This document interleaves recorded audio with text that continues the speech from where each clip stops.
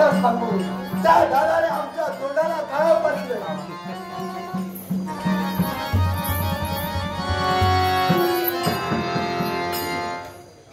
तू काय झालंय मला विचारूच नको. पण झालं तरी का? अगं दादाने आमच्या तोंडाला काय फासलं. होय कोणत्या प्रकारे? अगं कोण कुठली ती रानटी स्त्री. त्या रानटी स्त्रीच्या भाषा धडकला तो. अरे पण तू एवढं जीवाला त्रास करून घेऊ नको. मी जीवाला त्रास करून घेऊ नको. माझ्या बाळीचे बस मला बसायची मला बसायची येऊन थांब त्याला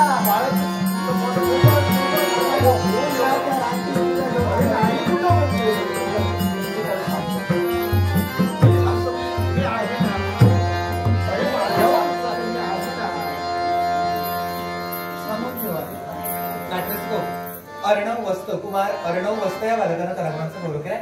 अर्णव वस्त या बालकांना परमेश्वर दीर्घायुष्य वशिष्ठांसाठी प्रार्थना करून पारितोषिकाचा स्वीकार करतो. त्याचप्रमाणे श्रीमान भाऊ शिरोडकर या सदग्रस्तांनी देखील माझ्या कलागुणांचा गौरव केलाय.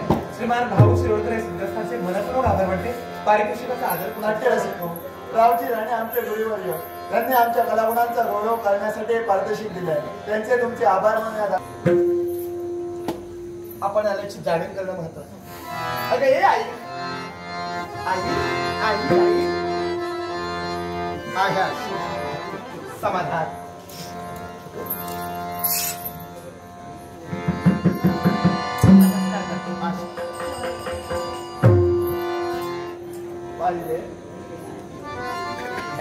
पाहिजेस ना बारकाईनं पाहतेस. हा तुझी नजर मी ओळखली. याच्याही मुळाशी कारण आहे. संस्कार पाहिलेत ना आल्यावर शस्त्र काढून पाया पडले. तू जरा शांत हो. काय हा प्रकार कळेल आई. हा मला वाटतं मी येण्यापूर्वी प्रकार तुझ्या समोर सादर झालेला आहे. हो कारण दिवे लावणारा पुढे आला ना. हो पण तो ऑलरेडी समोर त्याला मी ओळखतो. पण तुझ्याकडनं काही ते कळायला हवं ना. आई खोटं बोलणार नाही माझा बाळ खोटं बोल. जी बालिका आता तुझ्या चरणी नतमस्तक झाली. आपला शिष्टाचार आपली जिनं पायरी ओळखली ती आई. हा आता दुसरी तिसरी कोणी नाही तुझी होणारी सुनबाई आहे. आई तुला आनंद झाला नाही. आई तुला बरं वाटलं नाही. वाटलं ज्यावेळी एखाद्या गोष्टीत माझा आनंद असतो त्यावेळी तो आनंद माझ्या आईला समजला की आईचा सुद्धा चेहरा माझा प्रफुल्लित होत असतो. पण आज आईचा माझा चेहरा प्रफुल्लित का बरं झाला नाही. बाई याचे म्हणून कारण आहे ना. ऐकूया. आणि ते कारण म्हणजे जर कोणतं असेल तर बाळ यांना मला सारं काही कथन केलं.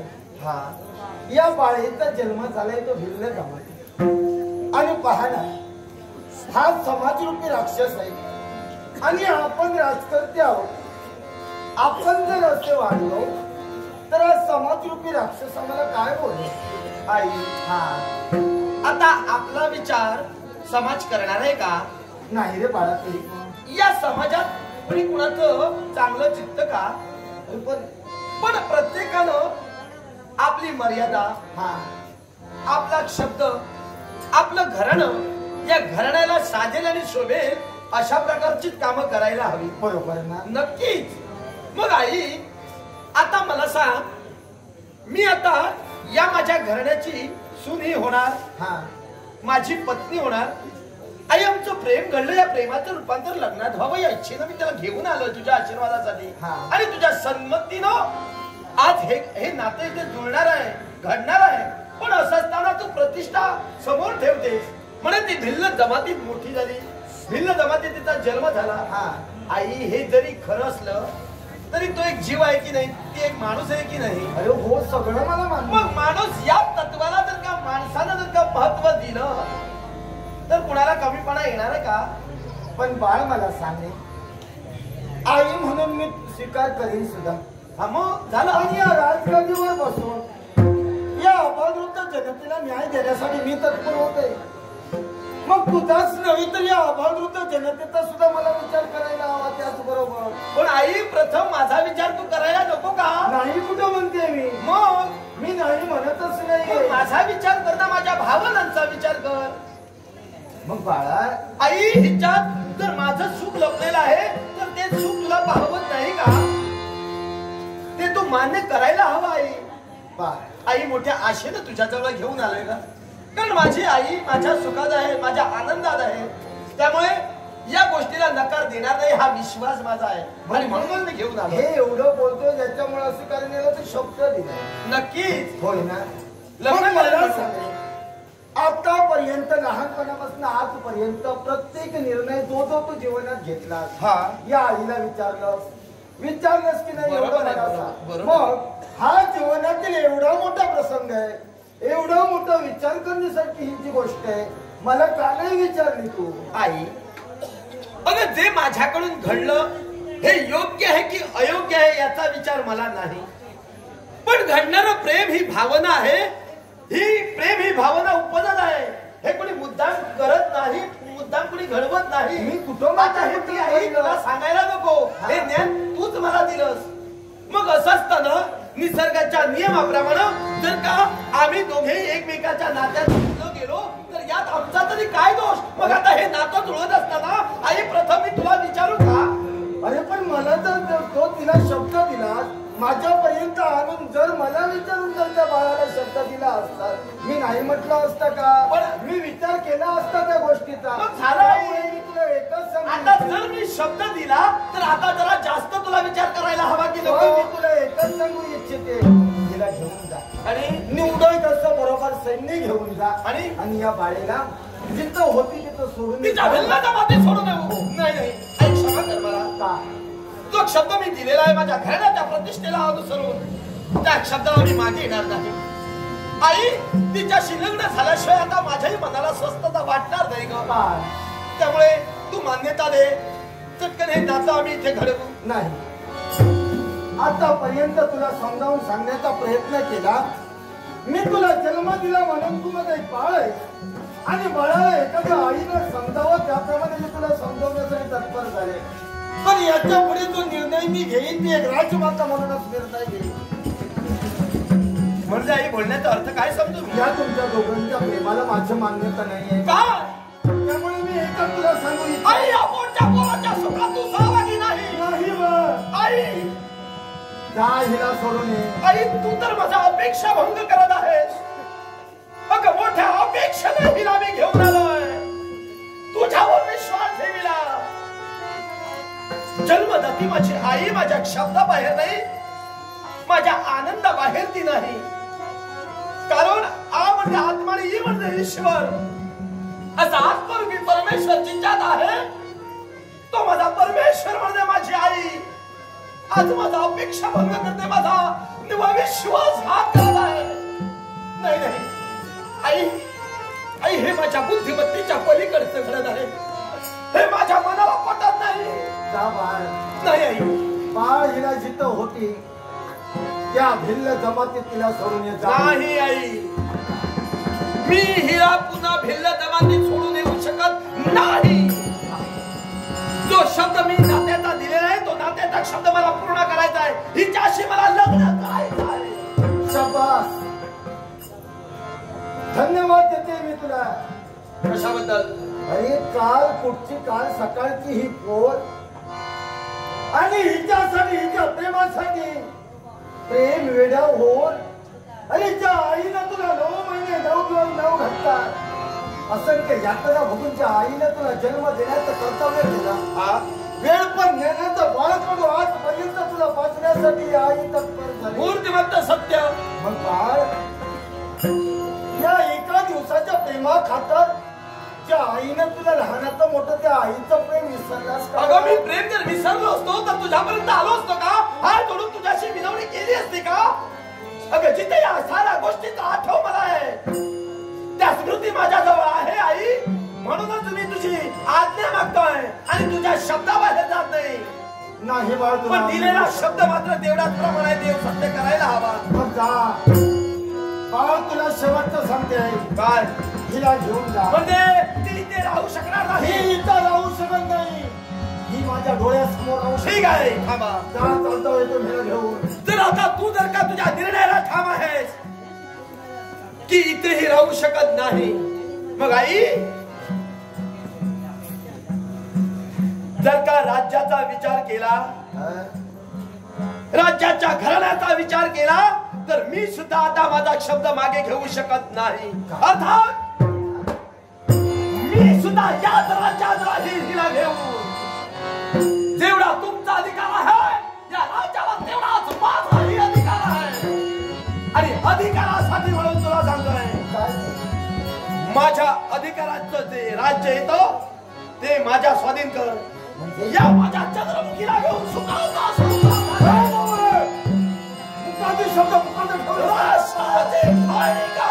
राष्ट्राचे फायदे होणार नाही की नाही. आणि तुझ्या बापाच्या पश्चात या पूर्ण राज्याला नियोजन करण्यासाठी आई तुझी तत्पर झाले. आतापर्यंत या मातीचा एक एक कण, या मातीच्या एका कणावर या आईनं प्रेम केले. आणि आजच्या दिवशी तुझ्या मुखवट सहजी वादशाही बाहेर पडते. नाही लाज माझा या राज्याची फाळणी कर. नाही वेळ पुरत या तुझ्या आईच्या देहाची फाळणी झाली तरी चालेल. या तुझ्या आईच्या देहाची फाळणी झाली तरी चालेल. पण ऐक म्हणते काय, या राज्याची फाळणी नाही ती नाही, पण या चंद्राला जर इथं ठेवलास आई तर वेळ पुरत बाळाला बाळ न म्हणता प्रतिकाराचा शस्त्र हातात घेऊन तुझ्या समोर दोन हात करेल. राज्याची फाळणी होणार नाही. मी तुझा मोठा पोर आहे हे तू विसरलीस. माझी काळजी तुला नाही. तू माझा अपेक्षा भंग केलास. पण लक्षात ठेव, चंद्रमुखीला मी शब्द दिला त्याप्रमाणे तिचा विश्वासघात मी करणार नाही. या माझ्या हक्कासाठी अधिकारासाठी मला सुद्धा जीवनात कुठल्याही पाऊल उचलावं लागलं. मग कोणत्या रीतीने जीवनात पाऊल उचलतो मला सुद्धा माहित आहे. जिच्यासाठी जर माझ्यासाठी वैभवता करत असेल तर आतापर्यंत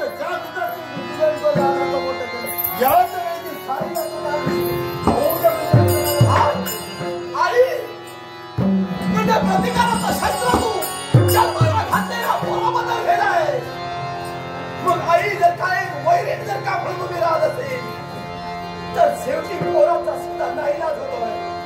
आई नाईलाज असतो म्हणून आता या तुझ्या प्रतिकाराच्या शस्त्रावर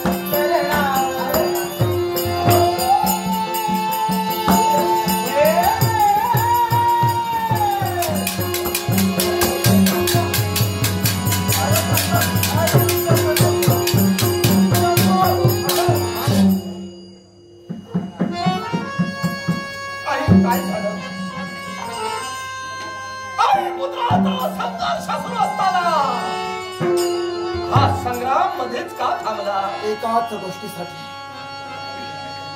याच रणरागिणीने वेळ जर पडली असते तर तो महामनुष्य धडावून वेगळा केला असता. मग का थांबलीस? आहे का तुला अधिकार? जन्माला घातलेल्या पोराचा जर का शिर धडा वेगळा करायचा असेल तर नाही का? म्हणजे तुझ्या मनाचं समाधान होईल. अगं का थांबलीस? का मागे सरसावत आहेस? उचल ते धारदार शस्त्र उचल.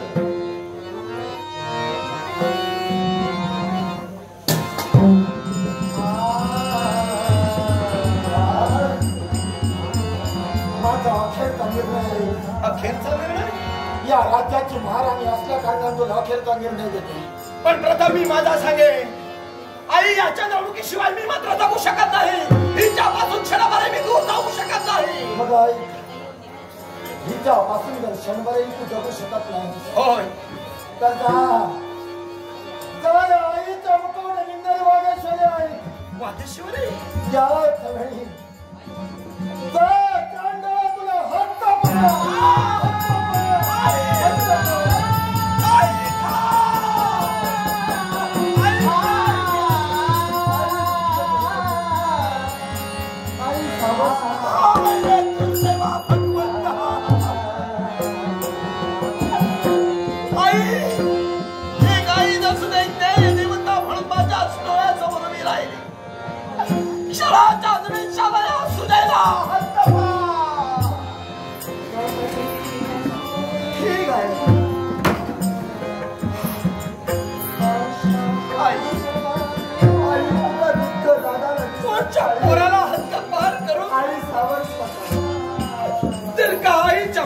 समाधान वाटत असेल तर हा पोर सुद्धा राज्य त्याग करायला तयार आहे. आई मी क्षत्रिय आहे ग, क्षत्रिय आहे. राजघरात माझा जन्म झाला. थुंकलेली थुंकी क्षत्रिय कधी गिळकृत करत नाही. अगं धनुष्यातून सुटलेला बाण पुन्हा परतून येत नाही. तो कुठल्या तरी गोष्टीचा भेद करतच असतो. याचा अर्थ क्षत्रियाचा शब्द म्हणजे सूर्यप्रकाश एवढा सत्य आहे. तो काळ्या दगडावरची पांढरी रेघ आहे. नाही तो खोल ठरला. नाही तो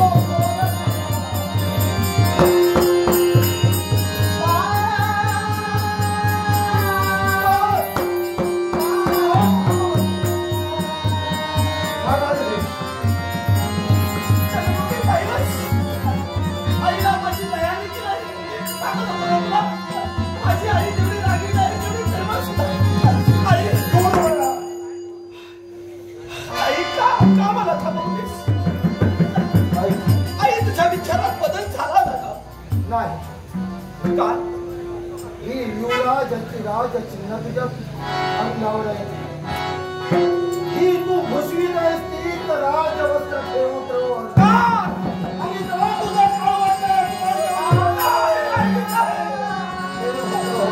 मला हद्द पार करून मनाचा समाधान झाला नाही. जन्माला आला हा युवराज. युवराज पदाची मान चिन्ह अंगावर घालून दिला आहे. तो सुद्धा अधिकार क्षणार्धात हिरावून घेतला. आई तो सुद्धा माझा अधिकार हिरावून घेतला. ठीक आहे आई,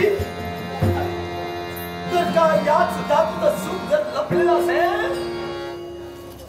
तर माझ्या आईच्या सुखासाठी म्हणून या वस्त्र अलंकारात ते सुख दुःखाचे धागे लपलेले आहे. त्यातील सुखाचा जर का धागा तुझा जर का आहे तर आई ते दुःखाचे धागे मी भोगण्यासाठी तयार होईल. हो तुझ्या सुखासाठी एक धागा सुखाचा शंभरे धागे खाते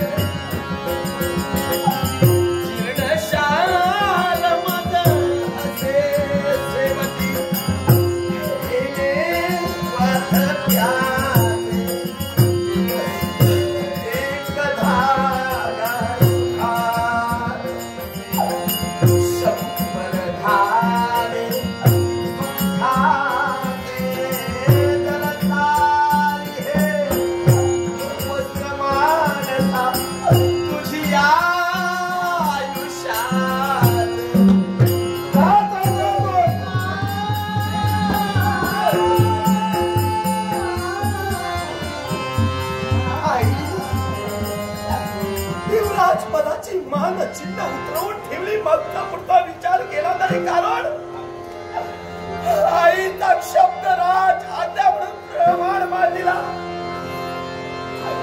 सातव्या आई पुन्हा मात्र हे तोंड तुला दाखवणार नाही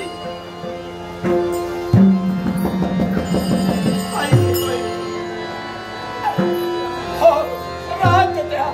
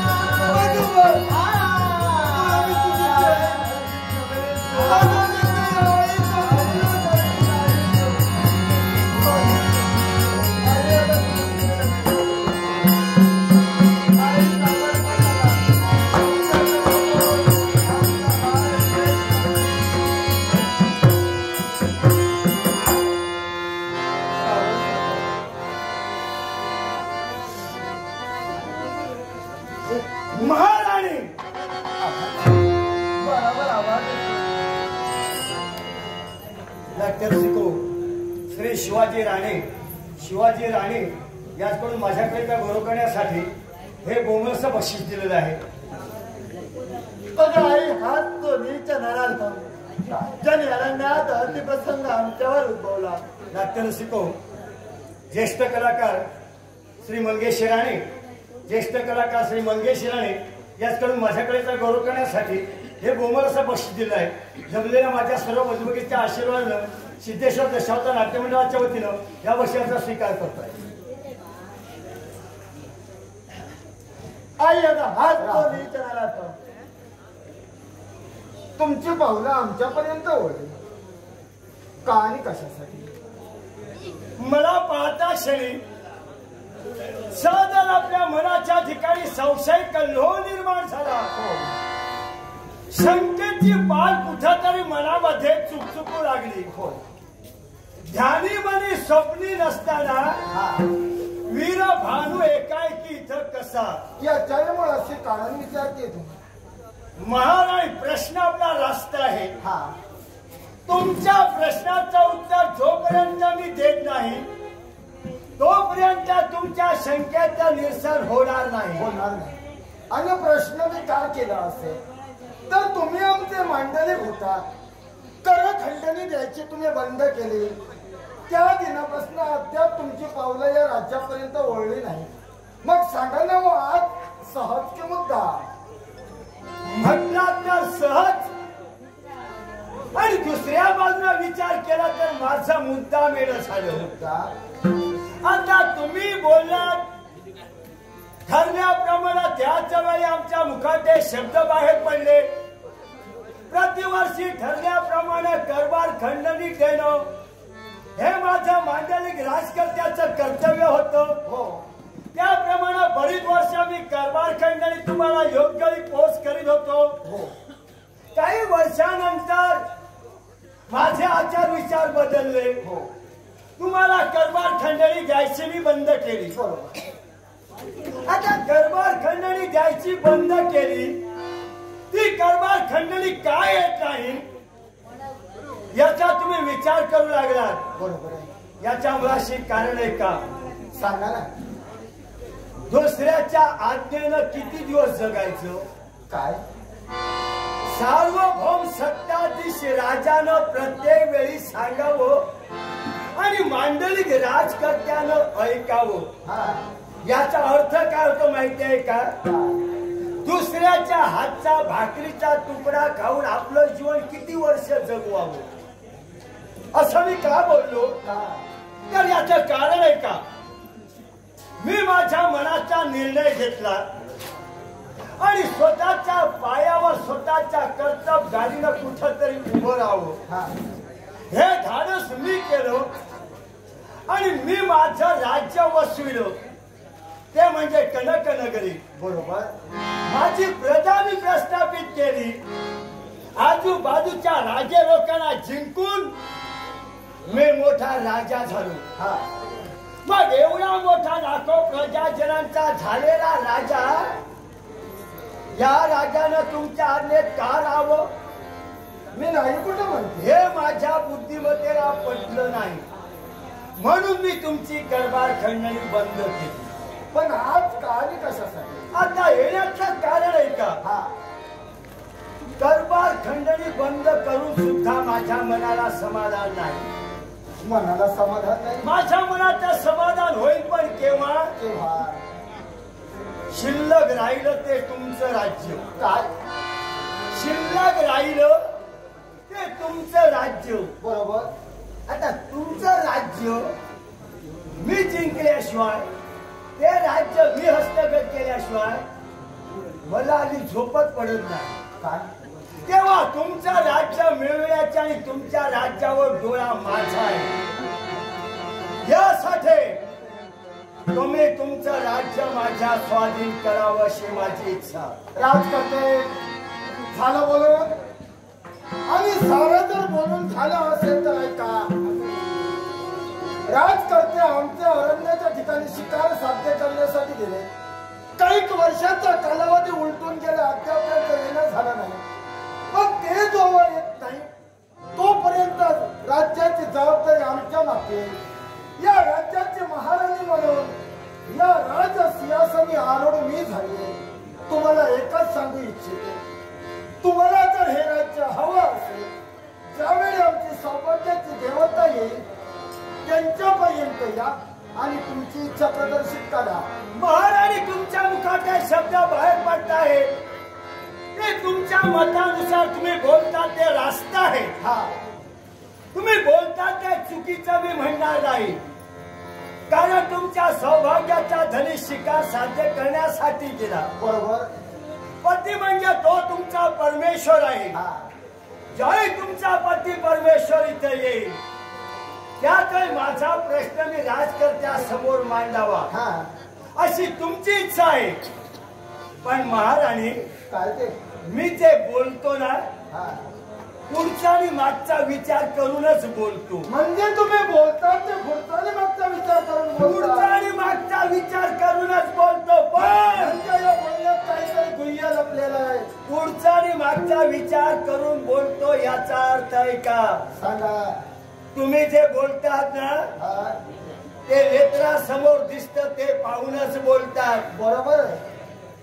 पण नेत्राचे आड काय रहस्य आहे तुम्हाला अजूनपर्यंत माहित नाही. मित्राच्या आड काय रहस्य आहे मला माहित नाही. नेत्राच्या आड काय आहे हे रहस्य तुम्हाला माहित नाही. हा मी जो माझा निर्णय घेतला, हा हे राज्याचे मागण्यासाठी आलो तुमच्या जवळ. बरोबर.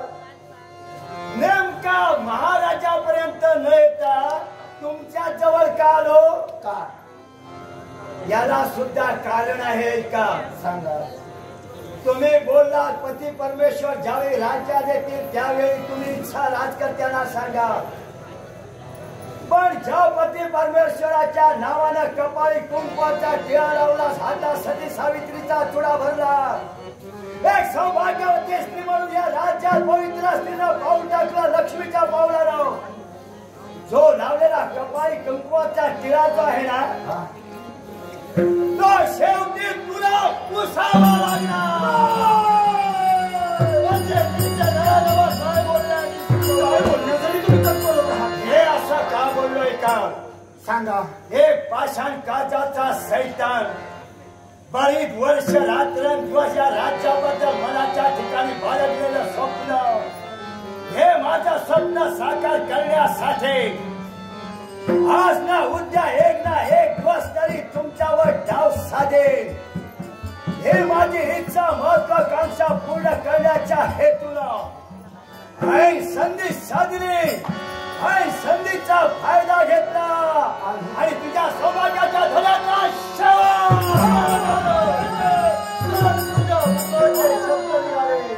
आमच्या दात देवतेला गतपाड करणारा व्यक्ती तू आहे. पण तुला गतपाड केल्याशिवाय माझ्या मनाला शांतता नाही. माझ्या सौभाग्याच्या देवतेला जगाच्या आड करण्यासाठी सांगणार. तुला काय वाटलं मी एक महाराणी म्हणून तुझ्या समोर येईल? मग वेळ जर पडली असेल चढ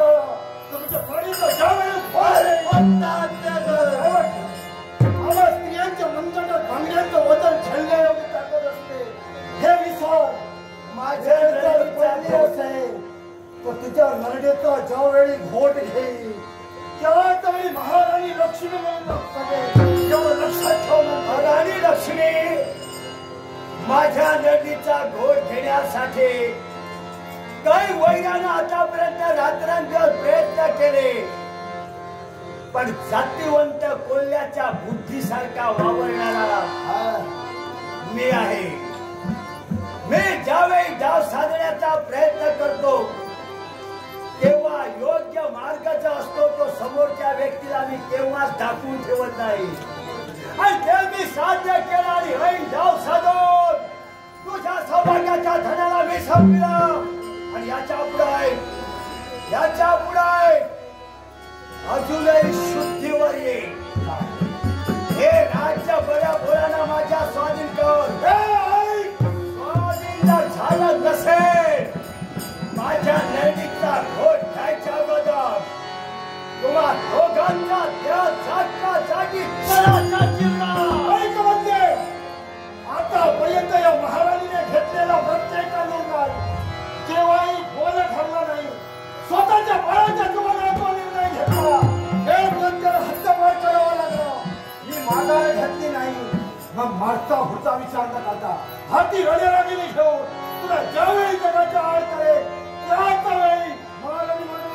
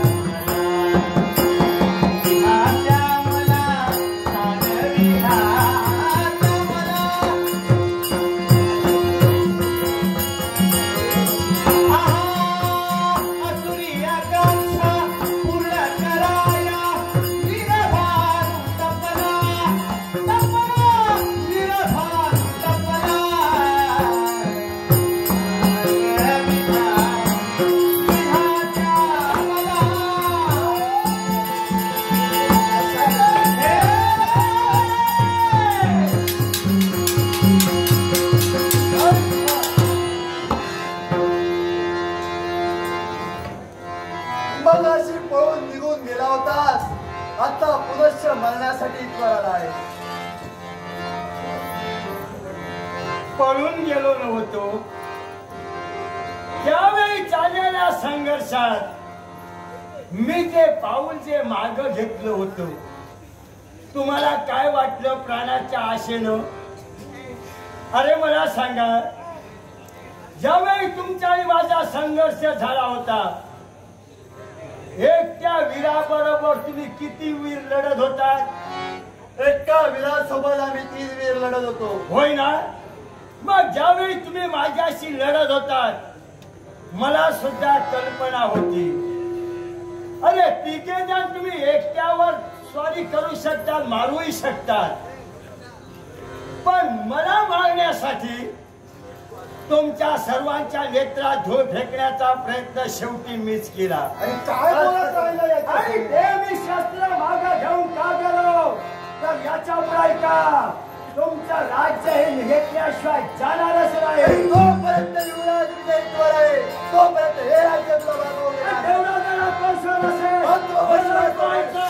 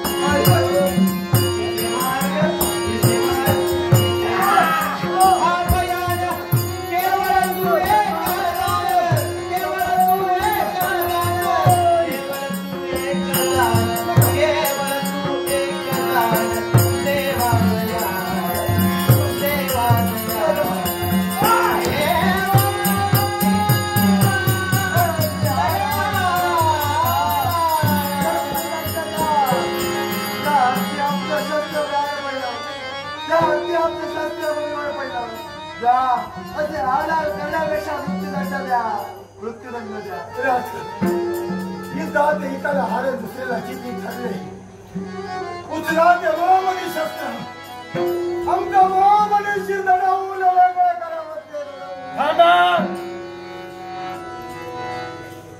तुमच्या मुखाचे बाहेर पडणारे शब्द हाती असणारा शस्त्र घ्या आणि तोडा आमच्या माडी मस्तक नाही मी तुम्हाला ठार मारणार तुमच्या जीवनाशी मला खेळ खंडोबा अजून खेळायचा आहे अजूनही तुमच्या जीवनाशी खेळ मला खेळायचा आहे यासाठी महाराणी तुम्हाला शिक्षा तुम्हाला शासन कोणतो चला काळ्या कोठ्या अंधारात कारागृहात चला कारागृहात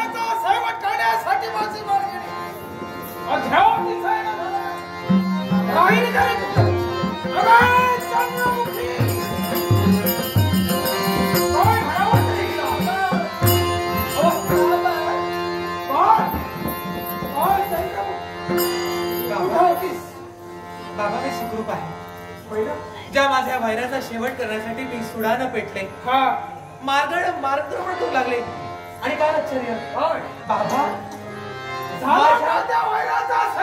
माझ्या वैराची माझी प्रत्यक्ष भेट झाली बाबा मी माझ्या शस्त्राने त्याचा घात करणार तोच माझे प्रयत्न फसले बाबा एकाएकी माझ्या हातातून माझं शस्त्र निसटलं आणि तो वैरी मला सुद्धा जीवे मारणार एवढ्यात एक देव माणूस तिथे धावून आला त्या देव माणसानं माझं रक्षण केलं हेच ते देव माणूस बाबा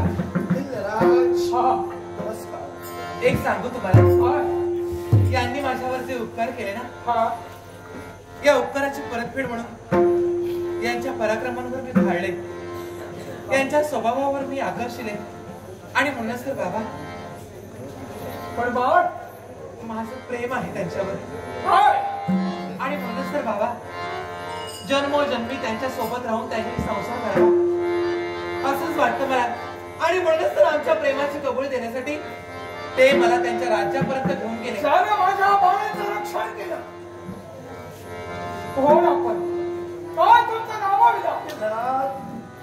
शांती नगरी साहेबराज सुझे समजना ते प्रेम या चंद्रमुखीचा आणि माझं घडलं या प्रेमात रूपांतर लग्नात व्हावं या जिज्ञेसेला हिला घेऊन मी माझ्या जन्माला त्या आईजवळ गेलो पण हिचा जन्म बिल्ल जबाबदारीत झाला म्हणून माझ्या आईला या नात्याला विरोध केला बिल्लाज आयुष्याला मी माझा निर्णयाला ठाम राहिलो म्हणून जन्मदात्या आईला सुद्धा माझी दया आली नाही मी माझ्या मताला ठाम आहे लग्न करायचं द्या चंद्रमुखीशी करीन हा माझा निर्णय ऐकल्यानंतर माझ्या आईला तर पोटच्या पोराला पोटचा पोर न म्हणता हद्द पार केलं हद्द पार यांनी माझ्यासाठी स्वतःच्या राजसुखाचा ऐश्वर्याचा विचार केला नाही आणि म्हणूनच तर त्यांच्या मातेनं जरी त्यांना हद्दपार केला तरी सुद्धा मी सुद्धा त्यांचा आधार आहे ना आणि म्हणूनच त्यांना आधार देण्यासाठी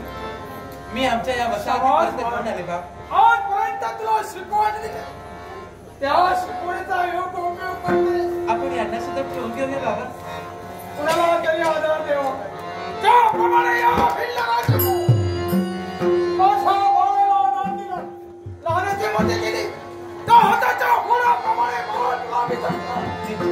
हवं ते देण्यासाठी तुझ्या इच्छेचा अनुसार विनाश करणार तुझ्या मनासारखंच होणार पण एवढंच ज्याप्रमाणे हा भिल्लराज तुम्हाला सांगणार आहे त्याप्रमाणेच तुम्हाला वळवणार आता मी जर का तुमच्या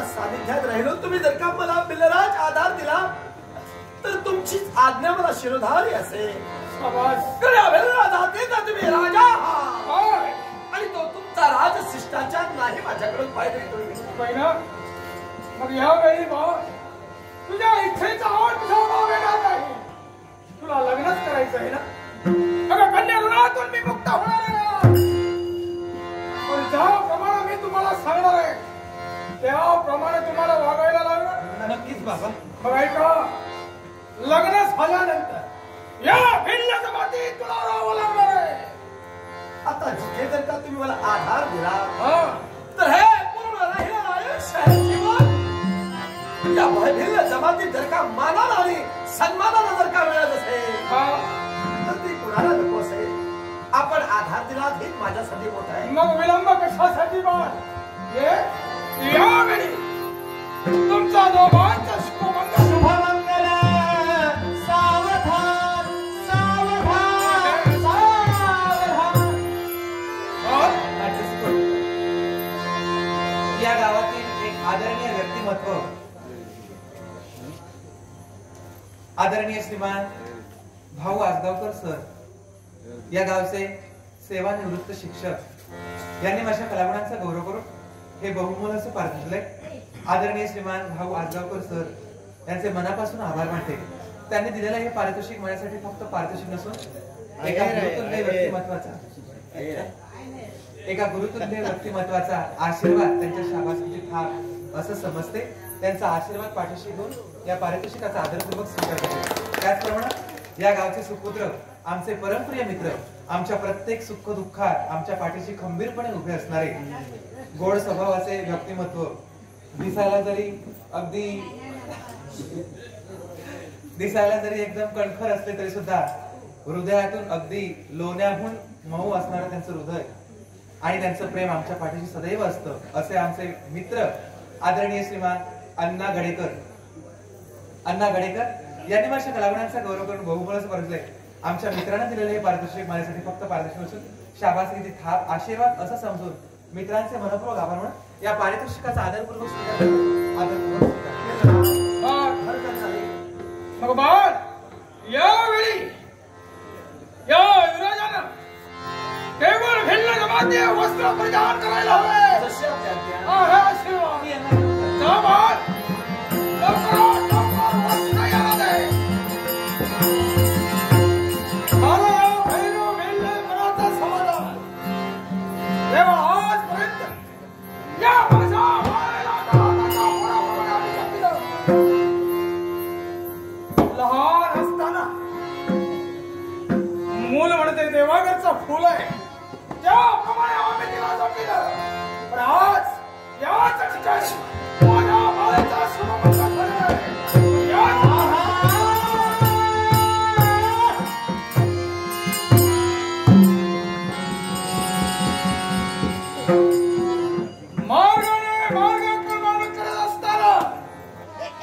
मार्गात आपण आडव्याला कोण आहात? आपण ना माझा वीर बानू काय कननगरीत वास्तव्य माझं आणि कननगरीत वास्तव्य करणारा राजा वीर भानू.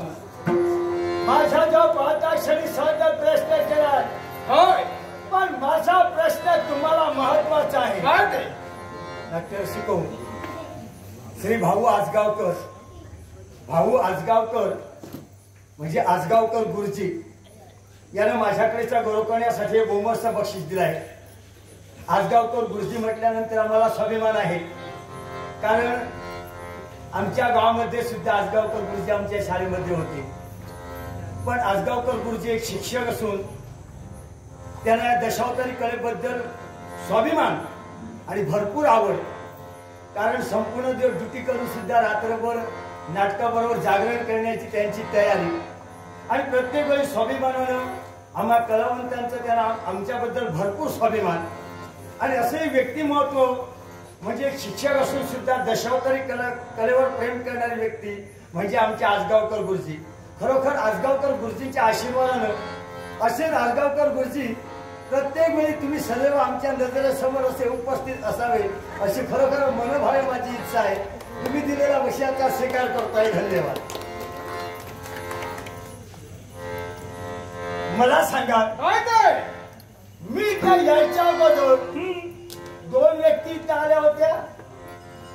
हा एक स्त्री एक पुरुष आल्या होत्या का?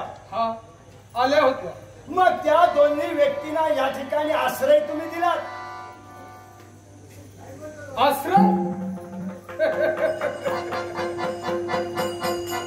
माझेच भाव चंद्रमुखी आणि दुसरी व्यक्ती म्हणजे युवराज यांना मी अभय दिलेला आहे. अभय दिला. होय. मग आपल्याला मी सांगतो आहे काय ते? मी तुमच्यापर्यंत आलो आहे महत्वाच्या कारणासाठी. एकच बोलू द्या. दोन्ही व्यक्ती माझ्या स्वाधीन करा. काय कशासाठी? याला कारण आहे. कारण दोन्ही व्यक्ती माझे कट्टर वैरी आहे. त्यांचा शेवट केल्याशिवाय माझ्या मनाला स्वस्थता लाभणार नाही. जोपर्यंत हा भिल्ल राजा आहे तोपर्यंत तुमच्या स्वाधीन नव्हे तर त्यांच्या केसाला देखील धक्का लागू देणार त्याच्या केसाला धक्का लागू देणार नाही. हे बोलून दाखवण्यापेक्षा तुमच्या जोराचं जर रक्षण करायचं असेल, तुम्हाला जगायचं असेल, माझ्या बोलाला दोन्ही व्यक्ती स्वाधीन करा आणि माझ्या स्वाधीन झाला नसते माझा शहर लक्षात ठेवा. वीर म्हणू एक वेळा नव्हे तर किंवा तुम्हाला सांगतोय त्या दोन्ही व्यक्ती तुमचा स्वाधीन होणार नाही. आणि ते स्वाधीन झाले नसते तर तुमचा खातं केल्याशिवाय जाणार नाही.